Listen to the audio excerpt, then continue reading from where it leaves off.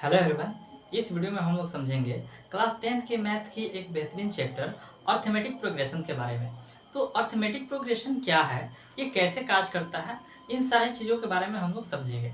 ये introduction class रहेगी। तो सबसे पहले हम लोग देखेंगे क्या कि जो अर्थमेटिक प्रोग्रेशन होता है उसमें सबसे पहले किन चीज़ों पर ध्यान दिया जाता है। देखिए, अर्थमेटिक प्रोग्रेशन में सबसे पहले सीक्वेंस आता है। क्या आता है? सीक्वेंस आता है। सीक्वेंस का डिफिनीशन है a set of numbers arranged in a definite order according to some rules is called sequence। कहने का मतलब है जो सीक्वेंस जो होता है वो क्या होता है, एक सेट ऑफ नंबर्स होता है जो डिफिनिट ऑर्डर में क्या होता है, अरेंज होता है, और एक मतलब विशेष रूल के अकॉर्डिंग वो क्या होता है, अरेंज होता है। तो उसे ही हम लोग क्या बोलते हैं, सीक्वेंस बोलते हैं। जैसे 2 4 6 8 10 एक्सेट्रा, इसी तरह से हो सकता है, या फिर 3 6 9, यानी 3 का गैपिंग, इस तरह से क्या होता है, सीक्वेंस बनता है। उसके बाद में हम लोग देखते हैं कि प्रोग्रेशन क्या होता है। ठीक है, अर्थमेटिक प्रोग्रेशन में सीक्वेंस हमने समझ लिया। उसके बाद में देखते हैं हम लोग प्रोग्रेशन क्या होता है। A sequence that follows a particular pattern is called a progression. यानी कि सीक्वेंस का जो पार्टिकुलर यानी कि कोई खास पैटर्न होता है ना, उसी की हम लोग क्या बोलते हैं, उसी को हम लोग प्रोग्रेशन बोलते हैं। जैसे 3 6 9 12 या 5 10 15 और 20। देखो, ये इस तरह से क्या होता है, एक पार्टिकुलर पैटर्न होता है। पैटर्न करने का मतलब क्या है, यहाँ पर अगर पैटर्न देखेंगे तो गैपिंग है 3 3 ऑर्डर का। ठीक है, यहाँ पर हम लोग गैपिंग देखेंगे तो 5 मतलब मार्क्स का, मतलब वो नंबर्स का क्या है, गैपिंग है। तो ये एक ऑर्डर हो गई, इसे हम लोग क्या बोलते हैं, प्रोग्रेशन बोलते हैं। अब आते हैं हम लोग मेन टॉपिक, जो अपना अर्थमेटिक प्रोग्रेशन होता है वो क्या होता है, उसे हम लोग कैसे समझते हैं। तो देखें, a sequence which that difference between any terms and its preceding terms remains constant is called an arithmetic progression। that means कहने का मतलब क्या है कि एक ऐसे सीक्वेंस होता है जिनके दो नंबर के या दो टर्म्स के बीच का जो डिफरेंस होता है वो सेम होता है, या फिर आने वाले कोई और भी नंबर्स होते हैं उसका भी डिफरेंस जो होता है वो सेम ही होता है। इसे हम लोग क्या बोलते हैं, अर्थमेटिक प्रोग्रेशन बोलते हैं। इसे शॉर्टकट में हम लोग एपी लिखते हैं। देखो, अब तो ये तो एपी हो गए। अब आती है general form of AP. AP का जनरल फॉर्म कैसे लिखा जाता है, तो हम लोग ध्यान देंगे। देखो, ये जो ए लिखा जाता है फर्स्ट पद के लिए, ए जो है फर्स्ट टर्म के लिए, ए जो है वो क्या हो जाता है, फर्स्ट टर्म्स होता है। सेकेंड टर्म्स के लिए एपी कैसे लिख सकते हैं, ए प्लस डी लिख सकते हैं। थर्ड टर्म्स के लिए हम लोग कैसे लिखते हैं, ए प्लस 2डी। यानी एपी लिखने का क्या है, ये एपी सीरीज लिखने का, अर्थमेटिक प्रोग्रेशन लिखने का एक रूल्स है। और फोर्थ टर्म्स जब लिखेंगे हम लोग किसी एपी का, तो क्या होता है, ए प्लस 3डी। जहां पर हम लोग देखेंगे where A is equal to first terms होता है और D is equal to common difference होता है। डी इज इक्वल टू क्या होता है, कॉमन डिफरेंस होता है। आगे हम लोग देखेंगे यहीं पर कि कॉमन डिफरेंस क्या होता है। देखो, कॉमन डिफरेंस को हम लोग स्मॉल डी से इंडिकेट करते हैं। तो जरा समझते हैं, the constant difference between any terms and its previous terms is called the common difference. It is denoted bye D. देखो, यानी कि जो कॉमन डिफरेंस है वो हमको समझाता है कि किन्हीं दो टर्म्स के बीच का जो गैपिंग्स होता है या फिर डिफरेंस होता है, जो अंतर होता है, वो क्या होता है, एक पद होता है या एक नंबर्स होता है, या फिर दो उसके आगे वाला जो नंबर्स होता है, तीसरे और चौथे टर्म्स का जो डिफरेंस होता है वो भी क्या होता है, सेम ही होता है। उसे हम लोग क्या बोलते हैं, कॉमन डिफरेंस बोलते हैं। और कॉमन डिफरेंस को हम लोग कौन सी से इंडिकेट करते हैं, स्मॉल डी से इंडिकेट करते हैं।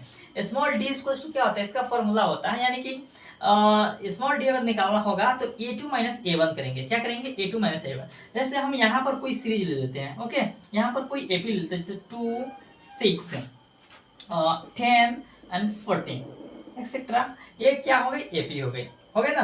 अब अगर हम इसमें डी निकालते हैं, स्मॉल डी निकालते हैं, तो मेरा फर्स्ट टर्म जो है ये हो गया a1 और ये हो जाएगा a2। तो हमको क्या निकालना है, डी निकालना है। तो हम लोग देखेंगे जब डी निकालेंगे ना, तो यहाँ पर फॉर्मूला में दिया गया है a2 माइनस ए1। तो हम क्या लिखेंगे, 6 माइनस 2, यानी कि a2 माइनस ए1। a2 कितना है, 6 है, और a1 कितना है, 2 है। तो जैसे 6 में से हम कितना घटाएंगे, 2 घटाएंगे तो कितना आ जाएगा, 4। यानी कि कॉमन डिफरेंस जो होता है डी होता है वो 4 आ जाता है। ओके, अब हम लोग अर्थमेटिक प्रोग्रेशन का जो टाइप्स है उसको हम लोग समझेंगे। तो हम लोग यहाँ देखेंगे कि अर्थमेटिक प्रोग्रेशन जो होता है वो मेनली 3 टाइप्स का होता है। फर्स्ट होता है इंक्रीजिंग एपी। इंक्रीजिंग एपी हमें क्या समझाता है, क्या दिखलाता है, when D greater than equal to 0, जब डी का वैल्यू जो होता है, कॉमन डिफरेंस होता है, वो 0 से बड़ा होता है, 0 से क्या होता है, बड़ा होता है, तो उस उस तरह के हम लोग एपी को हम लोग क्या बोलते हैं, इंक्रीजिंग एपी बोलते हैं। क्या बोलते हैं, increasing AP. Okay, increasing AP बोलते हैं। आगे हम लोग देखेंगे, जैसे एग्जाम्पल्स के तौर पर हम लोग देखते हैं 2, 5, 8, 11, 14। जब इसका हम लोग कॉमन डिफरेंस निकालेंगे तो d इक्वल्स टू क्या होता है, a2 minus a1, date is a2 कितना है 5 है, 5 में से 2 सब्ट्रैक्ट करेंगे तो कितना आ जाएगा 3 आ जाएगा। अब यहाँ 3 जो है वो 0 से क्या है, बड़ा है, यानी कि d का वैल्यू जो कितना है, d का वैल्यू 3 है, 3 जो है वो कितना है, 0 से बड़ा है। तो ऐसे इक्वेशन को, सॉरी ऐसे एपी को हम लोग क्या बोलते हैं, इंक्रीजिंग एपी बोलते हैं। सेकेंड है डिक्रीजिंग एपी। डिक्रीजिंग एपी बताता है कि जब d less than 0, d less than 0, 0 से d का वैल्यू जब कम हो तो उस तरह के एपी को हम लोग क्या बोलते हैं, डिक्रीजिंग एपी बोलते हैं। एग्जांपल्स के तौर पर 20, 16, 12, 8 डैश डैश डैश। जब हम d फाइंड करते हैं तो क्या होता है, a2 माइनस a1 है ना। तो यहाँ देखेंगे a2 कितना है 16 है, और सब्ट्रैक्ट इसमें से करेंगे -20 सब्ट्रैक्ट करेंगे। ओके, तो इसका वैल्यू जो आएगा d का वैल्यू कितना आ जाएगा, -4 आ जाएगा। यहाँ हम देखेंगे जो d है, d वो क्या है, 0 से छोटा है, d जो है वो 0 से छोटा है। तो इस तरह के एपी को हम लोग, अर्थमेटिक प्रोग्रेशन को हम लोग क्या बोलते हैं, डिक्रीजिंग अर्थमेटिक प्रोग्रेशन बोलते हैं, यानी कि डिक्रीजिंग एपी बोलते हैं। अब हम लोग देखते हैं कांस्टेंट एपी। कांस्टेंट एपी बताता है कि जब d का वैल्यू क्या होता है, 0 के बराबर होता है, तो इस तरह के एपी को कांस्टेंट एपी बोलते हैं। जैसे 5, 5, 5। जब इन तीनों टर्म्स में से हम 5 का वैल्यू निकालेंगे, कॉमन डिफरेंस निकालेंगे इस एपी का, तो d इक्वल टू क्या होता है, a2 माइनस a1। a2 की जगह पे 5 है और a1 की जगह पर भी 5 है, तो 5 माइनस 5 करेंगे तो 0 आ जाएगा। यहाँ d इक्वल टू क्या हो गया, 0 हो गया। तो ऐसे इक्वेशन, सॉरी ऐसे एपी को हम लोग क्या बोलते हैं, कांस्टेंट एपी। जिस एपी का वैल्यू, सॉरी जिस एपी का कॉमन डिफरेंस जो होता है वो 0 होता है, उस तरह के एपी को हम लोग क्या बोलते हैं, कांस्टेंट एपी बोलते हैं, कांस्टेंट एपी बोलते हैं। अब हम लोग देखेंगे एन टर्म्स। देखो, जब इस चैप्टर का दो ही मेन फॉर्मूला है, एक एन टर्म्स जो होता है वो, और दूसरा का sum of first n terms of an AP, यही दो मेन फॉर्मूला होता है। तो सबसे पहले हम लोग देखेंगे एन टर्म्स। देखेंगे the nth terms of an AP is called general terms.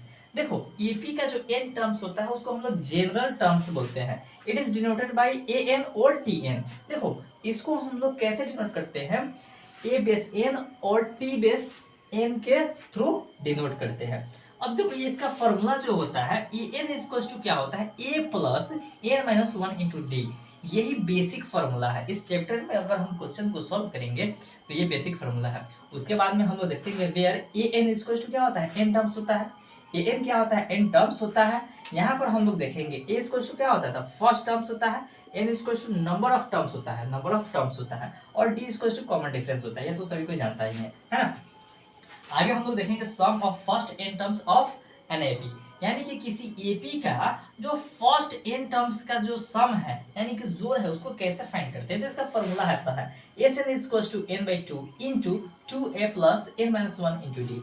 ये होता है sum of number of term. ठीक है, क्या होता है, इसको हम लोग बोलते हैं sum of number of term is equals to N by 2 into 2a plus N minus 1 into D. ये बेसिक फॉर्मूला है। ये जो है इस चैप्टर की सबसे इंपॉर्टेंट फॉर्मूला है। अब हम लोग अर्थमेटिक्स मीन के बारे में समझते हैं। तो सबसे पहले देखते हैं कि अर्थमेटिक्स मीन क्या होता है। The middle terms of an AP is called the arithmetics mean, यानी कि दो टर्म्स के बीच का जो टर्म्स होता है, किसी भी एपी के दो टर्म्स के बीच का जो टर्म्स होता है उसे ही हम लोग क्या बोलते हैं, अर्थमेटिक्स मीन बोलते हैं। इसको हम लोग ए से इंडिकेट करते हैं। तो ए इक्वल्स टू क्या होता है, first terms plus second terms अपन 2, यानी कि a equals to B plus C by 2। इसको मैथमेटिकली इस रूप में हम लोग क्या कर सकते हैं, फॉर्म में डिफाइन कर सकते हैं। सपोज करो कि दो टर्म्स है ना, दो टर्म्स है। मान लेते हैं कि first terms b equals to 2 है एंड c इक्वल्स टू 8 है ना। तो इसका जो थर्ड टर्म्स है, मतलब बीच वाला टर्म्स है, वो हमको पता नहीं है, हमको बीच वाला टर्म्स पता नहीं है। हमको इसका a निकालना है। क्या निकालना है, a निकालना है। a equals to what, that means क्या होता है कि अर्थमेटिक्स मीन जो होता है a होता है। तो a इक्वल्स टू जब निकालेंगे तो फॉर्मूला है a equals to b plus C by 2, यानी कि बीच वाला कोई भी टर्म्स निकालना होगा तो लास्ट वाला और फर्स्ट वाला टर्म्स को हम जोड़ कर उससे 2 से डिवाइड कर देते हैं। तो यहाँ देखते हैं a इक्वल्स टू बी कितना है 2 है, प्लस c कितना है 8 है बाई 2। जब इन दोनों को ऐड करते हैं तो 10 हो जाती है, 10 बाई 2 इज इक्वल्स टू 5, इसलिए a इक्वल्स टू 5 हो गया। ये आंसर हो गया। यानी कि किसी भी दो टर्म्स के बीच का जो वैल्यू होता है वो क्या कहलाता है, अर्थमेटिक्स मीन कहलाता है। आई होप आप अर्थमेटिक्स प्रोग्रेशन के जो इंट्रोडक्शन है उसको अच्छे से समझे होंगे। इसी तरह के इन्फॉर्मेटिव वीडियो के लिए आप हमारे साथ जुड़े रहें। मिलते हैं नेक्स्ट वीडियो में। धन्यवाद।